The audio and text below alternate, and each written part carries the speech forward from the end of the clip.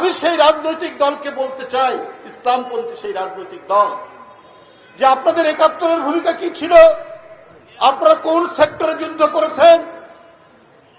আপনারা কোন সেক্টর কমান্ডারের আন্ডারে যুদ্ধ করেছেন? বাংলাদেশে কেউ দেশপ্রেমিক নেই, শুধু একটি রাজনৈতিক দল দেশপ্রেমিক। এই ধরনের বিভ্রান্তির আপনারা তৈরি করলে মানুষ হাসবে, মানুষ হাসি ছাড়া আর কিছু নেই। আজকে অনেকে অনেক কথা বলেন।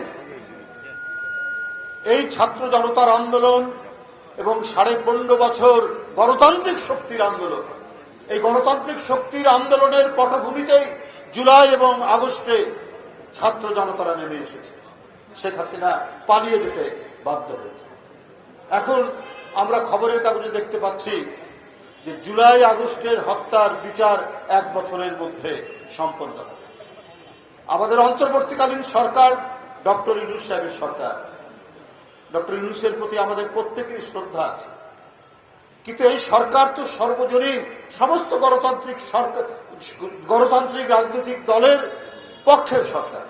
শুধু জুলাই আগস্টে যারা মারা গিয়েছেন বা অত্যাচারিত হয়েছে, শুধু তাদের সেই সব হত্যাকাণ্ড, সেই সব অপরাধের বিচার হবে? ইলিয়াস আলীর বিচার হবে না? চৌধুরী আলমের বিচার হবে না? ১৫.৫ বছর যারা ক্রস ফায়ারের শিকার হয়েছেন তাদের বিচার করবেন না? যারা এই ক্রস ফায়ার দিয়েছে, যারা শীতলক্ষা নদীতে আপনার ৭টি লাশ ভাসিয়ে দিয়েছে, সেই সমস্ত দুর্বৃত্ত র্যাবের অফিসারদের বিচার হবে না? ১৫.৫ বছর তো গণতান্ত্রিক সংগ্রামের এই নিবেদিত প্রাণ মানুষ যারা পৃথিবীতে বেঁচে থাকলে আরো বড় হতো, সমাজের মধ্যে প্রতিষ্ঠিত ব্যক্তি হতো, তারা আজ পৃথিবী থেকে নেই। এই যে অপরাধ করেছে শেখ হাসিনা, এই যে কসাইয়ের ভূমিকা পালন করেছে শেখ হাসিনা, সেই সমস্ত অপরাধীদের বিচার হবে না?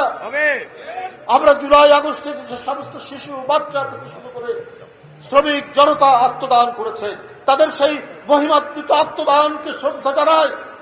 তাদের যেমন বিচার হতে হবে, ঠিক তেমনি ১৫.৫ বছর গণতন্ত্রকে উদ্ধারের জন্য যারা অকাতরে জীবন দিয়েছেন, যারা নিরুদ্দেশ হয়ে গিয়েছেন, তাদের কেন বিচার হবে? তাদের তো বিচার হওয়া উচিত, সেটা কেন হবে? তো এই ধরনের আপনার যদি কোনো বিভাজন রেখা টানে, তাহলে খুবই দুর্ভাগ্যজনক। বন্ধুরা আমার, আমরা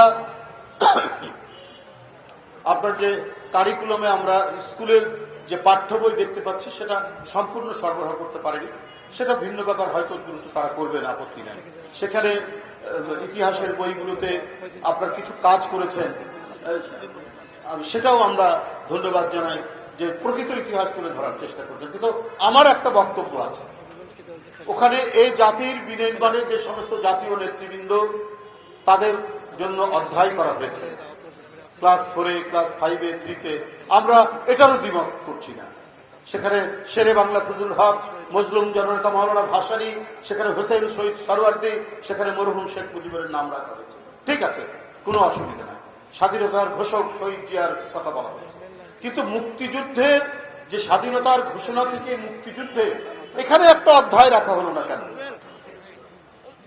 এখানে তো জিয়াউর রহমান তো শুধু স্বাধীনতার ঘোষণা দিয়েই ক্ষান্ত হননি, সাথে সাথে পাকিস্তানিদের বিরুদ্ধে লড়াই করেছেন এবং পাকিস্তানি কর্নেল জানজুয়াকে হত্যা করে সেখানে একটি যুদ্ধ হয়েছে, সেই যুদ্ধের নেতৃত্ব দিয়েছে। তারও তো এর সাথে একটা ইতিহাস জড়িত আছে।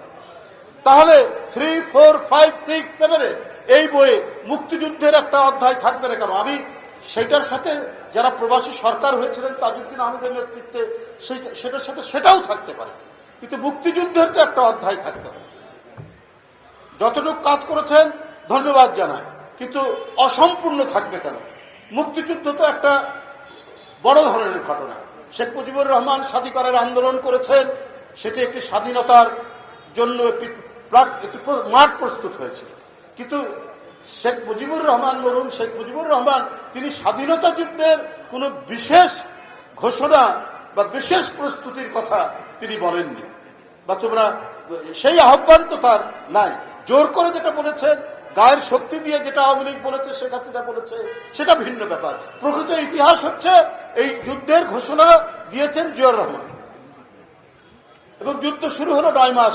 এর তো একটা অধ্যায় থাকতে হবে, সেই অধ্যায় রাখা হয়নি। তা আমি সরকারকে অনুরোধ করব, ইতিহাস, স্বাধীনতা যুদ্ধ, স্বাধীনতা সংগ্রাম নিয়ে আপনার পূর্ণাঙ্গ ইতিহাস হওয়া উচিত।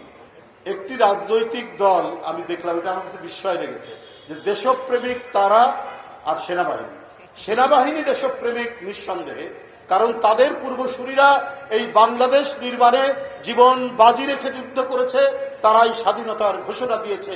মেজর জিয়াউর রহমান অন্যতম একজন সেই সেক্টর কমান্ডার যিনি স্বাধীনতার ঘোষণা দিয়েছেন।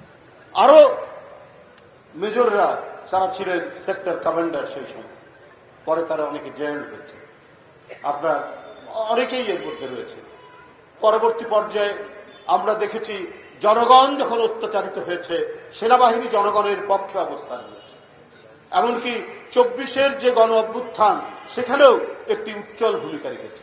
আমি সেই রাজনৈতিক দলকে বলতে চাই, ইসলামপন্থী সেই রাজনৈতিক দল, যে আপনাদের 71-এর ভূমিকা কি ছিল? আপনারা কোন সেক্টরে যুদ্ধ করেছেন? আপনারা কোন সেক্টর কমান্ডারের আন্ডারে যুদ্ধ করেছেন? বাংলাদেশে কেউ দেশপ্রেমিক নেই, শুধু একটি রাজনৈতিক দল দেশপ্রেমিক। এই ধরনের বিভ্রান্তির আপনারা তৈরি করলে মানুষ হাসবে, মানুষ হাসি ছাড়া আর কিছু দেবে না।